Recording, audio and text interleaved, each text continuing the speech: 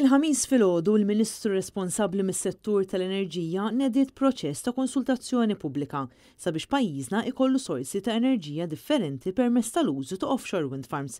Bil-Ministru Mirjam Dalli tgħid li pajjiżna għandu bżonn jinvesti aktar f'dan is-settur, anke fid-dawl tal-isfida tat-tibdil tal-klima. Dak li tnieda mill-Ministru huwa biss il-bidu ta' proċess twil sakemm pajjiżna jasal biex ikun jista' jwettaq l-ewwel proġett tal-wind farms.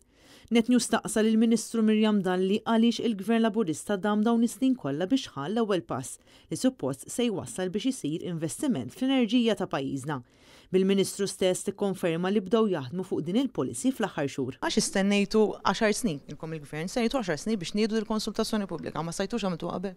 Il-policy ilna naħdmu fuqha fuq l-aħħar xhur kif tajna wkoll weda fil-manifest elettorali f'temp ta' ftit xhur ħarġet il-policy li kif stajtara tirrikjedi numru ta' studji differenti u issa nħeġġu lil stakeholders differenti lil pubbliku biex jagħti l-feedback tiegħu. Gvern Laburista ma setax għamel iktar investiment f'pajjiżna milli mar il-Montenegro u invest hemmhekk fil-wind farms allura. Investiment f'pajjiżna qiegħed isir ħafna fejn jidħol ir-rinnovabbli u stennejtu 10 snin biex ġas ħanibdew konsultazzjoni pubblika għad neġbem naf kemm fadal. Bil-politika tal-lum naħseb qegħdin nagħtu mira ċara. Intant waqt din il-konferenza tal-aħbarijiet il-President taċ-Chamber of SMEs Paul Abela wera tħassib tiegħu dwar kemm kumpaniji żgħar se jkun qed jingħataw l-opportunità li jkunu parti minn dan il-proġett. Fejn Paul Abela stqar li persuni li tkellmu miegħu indikawlu li l-Gvern diġà kellu taħdidiet ma' kumpanija internazzjonali brabta ma' dan l-investiment tal-wind farms. Dan meta għadu qas biss intemm il-proċess ta' konsultazzjoni pubblika.